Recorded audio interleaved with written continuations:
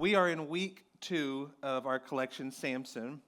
And I'm not doing this collection to convince you that Samson was real, or it honestly doesn't matter if you believe Samson was real or not. It really doesn't. You could not believe Samson is real and still be a Christ follower and still make it to heaven. That's possible. You not believing in Samson doesn't make him any less real than he probably was. Or, if you believe in Samson, it doesn't make him more real. You know what I mean? So that's not the purpose of this. And so if you're like, I don't know, it's hard to believe. I don't know. We also believe that a guy died and rose from the dead and has saved us from our sins. So I don't know if Samson's really that far-fetched. But that's where we're at. So please do not get wrapped up and distracted and like, was he real? Can I take this story to heart? The lesson is solid. The wisdom that is trying to be taught to us through the story of Samson is solid. And I know that because it is a story, it is a condition of humans that echoes throughout history. It can be tracked, it can be, you can see it. You just have to look at people and you can see the fundamentals of it. Are there super strong people out there? Not that I know of. There are strong people, but not strong like Samson. This was one of the few that God gave this ability to. So we started last week. We're in week 2. We started last week, and we talked about Samson, how he had a supernatural strength, and it was because of a divine calling. It wasn't just like what we see in superhero movies today where he stepped in a ooze or, was in the right place at the right time and got struck by lightning and now all of a sudden he has super strength. No, he was called before he was born. He was deemed to have this ability for the purposes of, it had a purpose. It wasn't just by accident. It wasn't he had to come up with his purpose and, with great power comes great responsibility. There wasn't an Uncle Ben to tell him that. It wasn't any of that. It was he was called to do something, and to do that, he was given a great strength to do so. So there was a calling on his life, a divine calling to be incredibly strong man, but the issue was that he had a dangerously weak will. And some of you think, well, I have a strong enough will to have super strength. You don't. You're a human, and you will abuse it just like anybody else, okay? You might do some good things with it, but chances are you'll use it for the wrong things sometimes. And so we figured out last week, we learned that some of his issues, his apparent glaring issue was lust. I'm not talking about sexual. It was sexual for him, but his lust could be anything that we want. Lust is anything that we reach out for that doesn't really help us. It's really just desire. He said, I want it, right? The next thing was entitlement. So not only was he lusting, but he thought, I deserve it, right? I deserve something. This is mine. It's entitled to me. It's one of the things that we love to blame people with, but we never like to admit that we have ourselves. And then the last thing was pride. He said, I can handle it. I can handle what's thrown at me. I can deal with this. So bring it on. And that's what he did. And that's what we've learned in the beginning of the story. And one of Samson's biggest issues was not strength. They're like, well, we think about Samson's strength. Well, that was his problem. No, strength came easy. That was the easy part of his life. He was very strong and he was able to do very powerful things. So it wasn't strength. And the thing that he struggled with, one of his biggest issues, is the same with us. It's one of those things when we do something weird, when we hurt others, when we act out of control or whatever it may be, and some people, they'll come to us and they'll start asking us questions and try to figure out where our mind is at because we find ourselves in the same place. Samson was emotion-driven and not spirit-led. Most of the bad decisions that you have made in your life were emotion-driven and not spirit-led. You felt something. You felt strongly about it. Well, I deserve, or how dare they? And you act out. You did something because you were emotionally amped up. And you're like, not me, Bill. I don't believe it at all. Because we don't like to think of ourselves as emotional. Anybody, if somebody goes, oh, you're being emotional, we immediately don't like that, right? We step back from them and go, whoa, whoa, whoa. Because if we're emotionally going nuts, that means that we're not in control of our emotions. And we don't want to be perceived as out of control. So usually what happens when our emotions have overtaken us, we find justifications for it. Or we tried to hide it, right? Have you ever been upset and your spouse asks you, are you okay? And you go, I'm fine. I'm fine is code for it's not fine. It's like, it's not okay. Everything's not okay, but I don't want to admit it because I'm feeling emotional right now, and I don't want you to think that I'm being emotionally driven, meaning I'm out of control, because you have a cool head right now, and I don't. When we are out of control, that usually means that we have a weakness, and we don't like to admit our weaknesses, so we try to cover it up. And one of the easiest places to find that is on the road, right? When we drive, we go out of control. There's a word for it. It's called road rage. There's a reason why we have a word for it, because it happens often, and it's erratic, and it's weird, and we're like, why did they lose their mind, right? Until you find yourself in that spot. You're like, why do we have road rage? Why do people lose their minds, right? There's people that fight. It's more likely that someone is going to be in road rage than they are going to go to fist fight. That's why when the car stops and they get out of the cars, everything kind of dissipates. They're like, whoa, I didn't know how big that person was that was in that car, right? But there's something about being behind the wheel of a multi-ton vehicle that is essentially, see, some of you are feeling the power right now. That is essentially a weapon. You are driving a bullet, a cannonball, a missile, right? And you can get it up to speeds that are deadly. Not only kill yourself, but kill others all around you. People have used them as weapons all the time. We are all just driving around in tanks without cannon, like without a gun on it. That's essentially what we're doing. And so that is one of the moments in our lives when we feel the most enraged, emotional. There's times, I hate to admit this, right? But there's times where it gets the best of me, okay? I'm driving especially when I have my kids in the car. When I have my kids in the car, they're with me, or my wife too. I care about her too. My wife too, right? I'm not going to talk about when she's driving and someone does something. Don't be in her way that's all I'm going to say. But when I am driving, I have my kids in the car and somebody cuts me off or is deliberately being selfish on the road, right, and puts people in danger, I get upset. The rage starts to come out, right? And I'm like, I am in a bullet, and I could hurt you bad. I could take you out if I wanted to, and I'll start speeding up. And I have these moments, right? I'll speed up. I'll get next to him, and I'm like, "What are you doing?" Right? Some kind of idiot. You know, I say those. I make sure they know my emotion, and they can read my face, and they know how angry I am. Sometimes it works. Sometimes it doesn't. Sometimes they know better. They're obviously a repeat offender, and they know, do not look to the right or the left. You look straight forward, right? Right, you speed up, they speed up. They're not going to let you get in their eyesight because they know what they did was wrong. And they are afraid to find out how large the person is in the other car, right?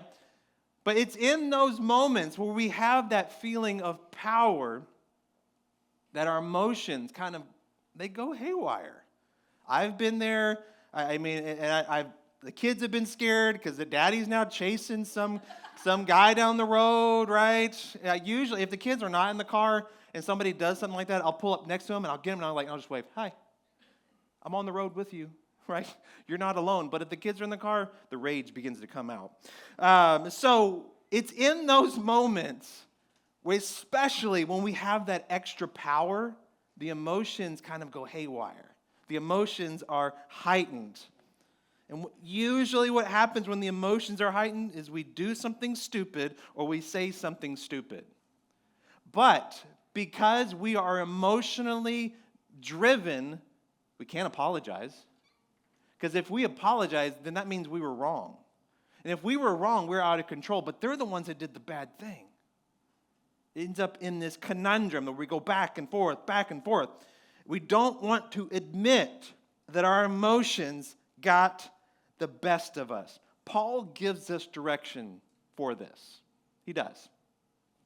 Paul was a good guy eventually, right? He was hunting Christians and doing all bad things, right? And then all of a sudden he was a good guy, right? But even as a good guy, he had anger. He got upset, right? A lot of his letters they don't have the colorful language that we would use today, but in that time they were scathing. They were not nice. He would challenge their intelligence. He would tell them that they were wrong. They would tell them you're on the wrong path. All of this kind of stuff. It was not to be nice, but in this one, so he can understand when your emotions get the best of you. So he's speaking, I feel, from his heart, also as a warning to others. And we find this in Galatians 5:16-17. It says, "So I say, walk by the Spirit, and you will not gratify the desires of the flesh." Or you can say the emotions. Your emotions come from the flesh. "For the flesh desires what is contrary to the Spirit, and the Spirit what is contrary to the flesh. They are in conflict with each other. So what you are not to do whatever you want." Wait a minute, I don't like the sound of that. I mean, I got to operate in the Spirit, and I can't just do whatever I want. It sounds bad, but that's true. And we would want that for others, right? We would tell others, hey, don't just do whatever you want, but we don't like to hear that for ourselves. So it's easy to say people shouldn't just do what they want, right? They need to respect others. They need to, we just had something called Cousin Camp. Hannah organized at the house. We had a lot of kids at our house this week after the hurricanes. It was like another hurricane come through at my house. And that was one of my I had some rules for them. I had 3 rules when we kicked off Cousin Camp. Number 1, if a door is closed, you knock. Okay, that was number 1. Door is closed, you knock before you enter. Number 2 was respect each other's space and wishes. Right? That was it. What was number 3? I can't remember number 3. Keep me happy. I think that was the keep Uncle Bill happy. Because you keep Uncle Bill happy, things are going to be happy. I'll keep the world turning in the White House. Like it'll keep going. You'll be happy. Meals will come. Fun will happen. But you start, Uncle Bill's not happy, then it starts going south. Things get removed. That kind of stuff, right? Things have to be, we always want it for others, but all we can do is control ourselves. And so that's what Paul is trying to tell us. He's saying, hey, instead of thinking that you can do whatever you want, that's not a good equation because you can't. And you can't control others. He's saying he didn't say go and make sure other people, do what they're supposed to. He said you control yourself. And take it up a notch. Not only just control yourself, but why don't you walk by the Spirit, the one who has created you, who knows better than you, who actually has the best for you regardless, right? Not just to make you feel good, but to also put you in the best position in your life. Walk by that Spirit. And it sounds good, and some of you probably have a tattoo that says walk by the Spirit in Aramaic or something like that, or Greek. And that's great. That's good, but it is way easier said than done, as we're going to find out. This was a lesson that Samson did not learn. Nobody taught Samson this, or he just didn't listen. Okay, so we talked about Samson last week, how he decided he wanted that Philistine woman, and that was a big no, because Philistines were the enemy. They had taken over. God had given it to the Philistines because Israel was being naughty again, right? And he said, you're being punished. Now it's going to be, your land is going to be owned by the Philistines, right? And then Samson came along, and he was supposed to give it back, right? He was supposed to get it back for the Israelites. So now, instead of staying on the path, the power went to his head, and he decides, no, I'm going to cross the line, and I want that woman, and I'm going to start because I want, right? His desires took over. And so he goes down that process. I'm going to marry that woman. He finds a woman, all that. Okay, now we're down to the wedding. He heads back to marry this woman. This is before the wedding. There's all sorts of, I'm sure joining of families and all that. And so there's a lot of celebration that's happening, a lot of rituals and whatnot. So there's a party that they have, and he's hanging out with 30 Philistine men. And while he's I guess just to entertain himself, he decides to have a battle of the wits with these Philistine men. And so he proposes a riddle.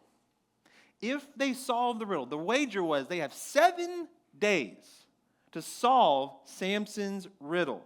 And if they solve Samson's riddle, that person would get, or the group would get 30 linen garments and 30 sets of clothes. And you're like, that's not a great bet. I don't know. At different times, different times they needed clothes or garments or linen or whatever it was. This was a big thing to them. They wanted this, right? They didn't have a Marshalls they could just roll down to and get a new shirt, right? They needed this stuff. And so this was in high demand. And here's the riddle that he gave them. In Judges 14:14, it says, out of the eater, something to eat. Out of the strong, something sweet. So he said, solve the riddle, and you will get the prize. 3 days, they could not give an answer to the riddle. And you're thinking, big deal. Big whoop, right? I have wagers with my friends and blah, blah, blah, blah. And then why would this matter? Remind you, they were enemies. They were not friends. These were the people that hated each other. And now the strong man, who they can't overpower, wants to marry one of theirs, right? And now he's come down and he's given them a riddle to humiliate them, right? And so they already hated the guy. And now he's given them a riddle. So they wanted to solve it, not just to get the garments, but to also prove something to him. And prove something to the Israelites that they were more powerful. They were smarter and all of these things. This was not a friendly wager. This was a mean wager. They were out to get each other. So for 3 days, they could not answer it. They could not figure it out. So what did they do? The Philistines, I didn't say they were good people. They're not great people, the Philistines. They end up threatening his future wife. And they tell his future wife, go find out the secret, figure out the answer, and tell it to us. Because if you don't, we're going to burn you and your family. We're going to destroy you. Their own people. Crazy. Their own people. They want to hurt their own people. They will burn their family. So the strategy of the bride, she wasn't stronger than him. She didn't have anything on the guy. So what did she do, as most people would do? She cried. She cried for days. Cried and cried and cried and cried and cried and cried. Will you tell me? Cried. Tell me what it is. Cried. And it finally worked. He finally told her what it was. She's like, trust me, just tell me what it is. It went on for days, and then finally it happens. So Judges 14:18. Before sunset, on the 7th day, the men of the town said to him, what is sweeter than honey? What is stronger than a lion? Samson said to them, if you had not plowed with my heifer, you would not have solved my riddle. It's okay to laugh, and it's funny. If you would not have plowed with my heifer, meaning if you have not have worked on her, if you've not had worn her down, you would not have solved my riddle. So now Samson feels cheated. And so, what do you do? Not a superhuman, unless if you have super strength, come holler at me. But if you don't, you're like everybody else. If somebody cheats you, what do? You get mad, right? You get upset. I get upset. When I think somebody has cheated me, they have tricked me, they have taken from me and tried to fool me, I don't feel good about it. I get upset. I get mad, right? So what, the guy who's essentially in the body that's like a car, that's a tank, it's very strong, what did he do? He got angry And he decides he's going to do something about it. He ends up reacting in the flesh. He did not respond in the spirit. That's not what happened. So today, we're going to talk about two emotions. If you're taking notes, time to take notes. Two emotions that take strong people down. Number one is anger. Samson burned with anger. This is the first thing that happened. So in Judges 14:19-20, it says, "Then the Spirit of the Lord came powerfully upon him. He went down to Ashkelon, struck down 30 of their men, stripped them of everything, and gave the clothes to those who had explained the riddle. Burning with anger, he returned to his father's home. And Samson's wife was given to one of his companions who had attended with him at the feast." So they're like, well, why was that last part put in there? At this time, different times, right? The girl was at marrying age, right? And thought they were going to marry Samson. But now Samson's throwing a hissy fit and he left, right? And they're like, well, this woman's ready to be married, so I might as well just give her to somebody else. So she ends up marrying somebody else, and that's what happened. But in that time, Samson, burning with anger, it overtook him. And so instead of just acquiring the 30 garments, he went and killed for them. He slayed 30 people for this. And then after that, just to prove a point, he goes and he collects some foxes, pairs of them. He ties them together and then lights their tails on fire. He he attaches fire to them and sends them into the fields. So now, not only has he killed 30 men, but he is so burnt up with anger, he then takes it up a notch, not just hurting the people that were there, that now he's hurting the whole town. He goes and he sends them off and burns up the crops. I'll show them. I'll give right back to them what they've given me. And the Philistines found out that Samson did this. And so what did they do? Exactly what they said they would do. They went and burned the girl and her father to death. His anger cost him and the ones he loved. The girl he wanted to marry, it ended up costing her everything, including her life. Anger is a default emotion when we are overwhelmed. Embarrassment turns to anger. Hurt turns to anger. If somebody's hateful on social media, chances are their anger is from something else. They got taken advantage of. They felt foolish. Somebody explodes at their children, right? Constantly and a lot. Usually there's something backing it. That anger is fueled from somewhere. You're always getting into a shouting match with your spouse. That anger comes from somewhere. Where does it birth from? And you're thinking about, well, what did Samson, what was he angry about? He went to Philistine territory, the enemy. He picked a girl, right? He decided to marry her. It was a big no-no. He taunted the Philistines. They were going along with it. And then he taunts the Philistines with a riddle. He named the price of the wager. He set it all up. He is the only one who knew the secret. He gave the secret away. He was the only one that knew it. He's the one that told it. He could have just kept his lips shut, right? And honestly, if he would have kept his lips shut, he was the only one that could have protected the woman from the rest of the Philistines. But he didn't keep his lips shut. And then he left his bride at the altar. If truth be told, I would say that Samson was actually more angry with himself than he was with them. He's the one that set all this up. And it blew up in his face. Instead of going, man, I shouldn't have done that, or man, this is on me, he decides, no, I'm going to double down, and I'm going to take it out on everybody else. You're mad at your boss. You don't like your job. You're ticked at your spouse.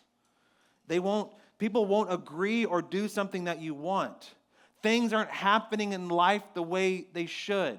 Center Point is not getting the power on for you quick enough. You get angry. Life isn't, you're mad at God. So what do?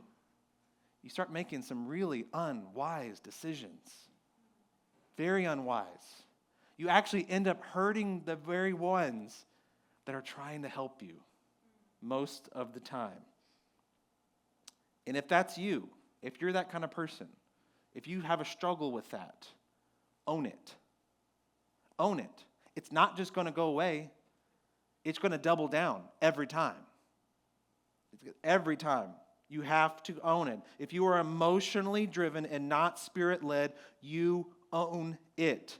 Number 2, the second emotion. And it's funny how this word keeps coming up. Pride. The second emotion was pride. Samson was filled with pride. So much so, we continue on in Judges, right? In Judges 15 through 16, this is what it says. They wanted to go attack him. They wanted to go retaliate against him because of what he did to the crops, all this he really messed things up for them. And so they're going to come take it out on him. And so in Judges, it says they confronted him, finding a fresh jawbone of a donkey. How do you know if a jawbone is fresh? I don't know. Maybe there's some skin still on it or something. Finding a fresh jawbone of a donkey, he grabbed it and struck down 1,000 men. That's pretty baller, all right? Killed 1,000 men with a jawbone. That's pretty awesome. Then Samson said, with a donkey's jawbone, I have made donkeys of them. The scholars were being nice and putting donkeys. That's not what the original thing was. You can figure it out. A jawbone, have made donkeys of them. With a donkey's jawbone, I have killed 1,000 men. This was a sarcastic moment for him. It was a moment when he felt pride, he felt bigger, and so he used sarcasm. Now, I'm a sarcastic person, and I get sarcasm. I completely get it, and I understand what he was trying to do. I'm not saying it was right, but he was meaning to show his strength in a cocky way. He was arrogant, he was pompous, and frankly, he was being a bully. You always wonder, why would God give gifts to some people, right? Talents to some people, if they're just going to abuse it? Well, that's all of us. We all have the ability to do that. And unfortunately, that's where Samson finds himself. God gave him this great talent, this great ability to do great things, and he ends up being selfish with it. He ends up being a bully. A person's pride is always born, this is a key thing, out of their insecurities. He felt insecure. He felt taken advantage of, so his pride came out. And so instead of just dealing with the situation, owning up to what he didn't just double down, now he tripled down. He did all that, and now he went on to kill 1,000 of them with a jawbone and to make a mockery of them, to prove something. Because we all, essentially, if we would really admit it, we all want to prove ourselves. And this realization is a hard pill to swallow. And because we don't want to admit that we want to prove ourselves, that we have some pride in ourselves, I don't know, we mask pride, but there's actually good pride. It's not a bad thing to want to do a good job. It's not a bad thing for wanting to have some pride of ownership in your house and your car, all this stuff, to take care of the blessings that God has given you. That's a good pride. But it can be turned on its head when it's emotion-driven. Now we're bullying and we're taking advantage of others because we feel taken advantage of because we're feeling insecure and small. We rise up to be bigger than others. And that's what Samson did. But when we find ourselves in that situation, we almost don't know how to receive help. And we don't receive help until somebody bigger and stronger comes along and knocks us down a peg. Usually a judge, a police officer, a boss, somebody that has more power than you, is the only thing that can humble you. And sometimes we can make a lifetime of this. We can push and push and push and be prideful and prideful and prideful and anger and anger and anger. And then God's the one that ends up humbling us. Because if you acknowledge God or not, it tells us in Scripture, every knee will bow.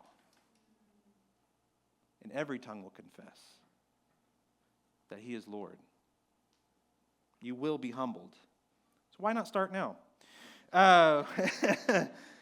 We find ourselves in this because we don't want to admit we're out of control, that our emotions are taking advantage. We don't know how to receive help. And it ultimately comes down to is that we want to be the main character in the story. Samson wanted to be the main character of his story, even though God's the one that gave him his power. So that makes God the main character of the story. We want control. We want control. But we are not equipped for such control. We do not have the ability, we do not have the means, the mental power, the wits about us to be able to handle such control. And like, God, why can't you just do this the way I want? Why can't you just give me what I want? Why can't you just go to my plan, God? I had a great plan. I told you all about it. Why don't you just use that one? Because you don't realize the level of control that God is on in keeping this world spinning and trying to keep everybody from killing each other, trying to keep everybody going, keep it all happening, because every little thing affects something else. Every little thing affects something else. It might not be big, but a bunch of little things will eventually be a big thing. Eventually. Because like I said last week, Samson never set out to be the bully that he became. It was small steps in that direction, and then he found himself there. Instead of admitting those small steps were wrong, and honestly, probably hard to track, he said, nope, this is who I am now. And they are wrong. So we know the two biggest problems, anger and pride. There's times in my life that it took me down, and I found myself in need, and I was afraid to admit it, because I was emotion-driven and not spirit-led. I got to say, one of the most freeing things that I've ever done, and it is a cathartic feeling. It's a release of pressure that when I am angry, I do this. I literally do this. And you're welcome to take it. I actually hope that you take it, right? It'll save you from saying a lot of mean things and keep you out of a lot of trouble, really. That when you feel this anger welling up inside of you, you feel like, I want to take action to hurt somebody because they're hurting me. You say, God, take this anger from me. Lord, I am so mad at them. I'm so mad. I want to hurt them. I'm afraid I'm going to do something I'm going to regret. Can you help, God? Can you take this anger from me? Just in marriages alone, if we would just say that, that would be a huge help in our marriages. That we would just step off for a second and say, Lord, the words that I'm about to say are not nice. So please, take this anger from me. And without a doubt, he does it every time. All of a sudden, I feel a release. I feel the Spirit beginning to take over. I begin to stop thinking of how they've wronged me, and I begin to think, why do they feel wronged? What actions did I do to make them feel this way? Or who is hurting them and pushing them to hurt me? That is the line of thinking that finds solutions. That is the line of thinking that creates communication. That is the line of thinking that heals people. Somebody is lashing out at you, coming and saying, hey, are you okay? Are you hurt? Has somebody hurt you? Why? I don't think I deserve this, but I mean, whatever. But where is this coming from? And then they get to open up. Because you were vulnerable, they'll be vulnerable. And then healing begins. Samson found himself in need. After all of that, I know I'm kind of jumping around in the story here, but Samson found himself in need. And that's a place that we can find all of ourselves in, and probably on a daily basis. But the same for you is the same thing for Samson. Samson was divinely called, he was given. That doesn't mean he has more access to God than you do. Especially because of what Jesus did. Jesus came to be the bridge, made the connection, made it to where any of us could instantly talk to God. We can instantly have access to the creator of the universe because Jesus is sitting on the throne on our behalf saying, hey, God, I know he did a wrong thing, but he asked for forgiveness. He repented. Hey, can you hear his prayer now, please? He's constantly doing this for you so you can have access to him. So Samson found out that if you let your needs drive you to God, God will meet your deepest needs. Towards the end of the story, we find Samson. Samson's life is over. He has no hope. He's thirsty. He felt like he was going to die. And in Judges 15:8-19, it says, because he was very thirsty, he cried out to the Lord. He cried out to the Lord. You have given your servant this great victory. Must I now die of thirst and fall into the hands of the uncircumcised? The Philistines weren't circumcised, the whole thing. Then God opened up the hollow place in Lehi, and water came out from it. When Samson drank, his strength returned, and he revived. Some of you might be in the moment right now where you need to cry out to God. It's that simple. You don't have to figure it out. You don't have to have the equation. You don't have to go make it happen. Go to Home Depot and buy all the right pieces of wood and the right parts to make your life. You just need to cry out.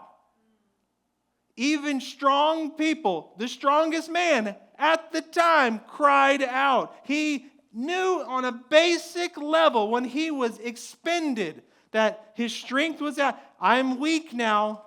So what do? I call on the one who's not weak. I call on the one who's never weak. I call on the one that wants to give us the strength. I call on the one that in my weaknesses, he shines. Some of you just need to cry out. So I challenge you to do that this week. No matter how hard it is, no matter how angry you get, when you see the Center Point people, give them some love, okay? It's not their fault. I promise you, the guys on the road, it's not their fault. They're trying their hardest, okay? If you want to get mad at somebody, you got to write a letter because you're never going to see them. That's the truth. But some of you just need to cry out. So next time when you're feeling anger, when you're feeling that pride welling up inside of you, just turn to God and say, Lord, I'm depleted. I'm angry. I feel insecure. I feel taken advantage of. I feel like nobody cares. I feel like nobody's here for me. Can you quench my thirst? Can you help me bring my strength back? Can you revive me out of what I'm in right now? That's all it takes. Just cry out.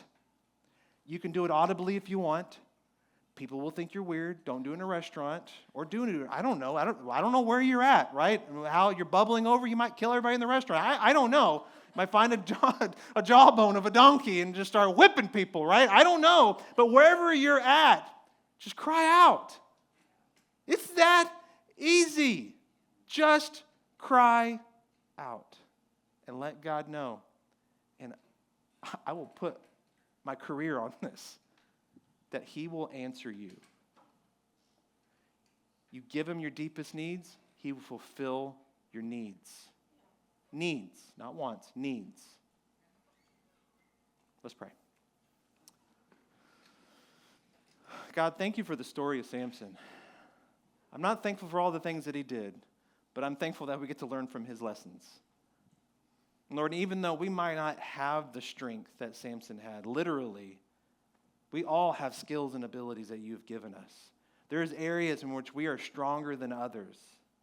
I pray that we never lose sight that you are the one who gave us those skills and abilities, that you are the main character. And so in those moments where we feel strong and anger is welling up inside of us because we feel taken advantage of or insecurities are flaring up, Lord, that our pride is beginning to go in the wrong direction. I pray that we have the inkling, that we have what comes to our mind is not to lash out, to hurt others, to take advantage, to do to others what they have done to us, but Lord, to say, I need you. To cry out to you and say, I am deficient, I am empty, I need you to fill me back up. And that we choose to be Spirit-led instead of emotionally led. Lord, I thank you for our emotions. We get to have beautiful moments from it. But Lord, help us to stay in control of those motions. Spirit, lead us. Lead us to work this vessel, to use this vessel in the way that God designed us to work. Spirit, continue to lead us no matter what.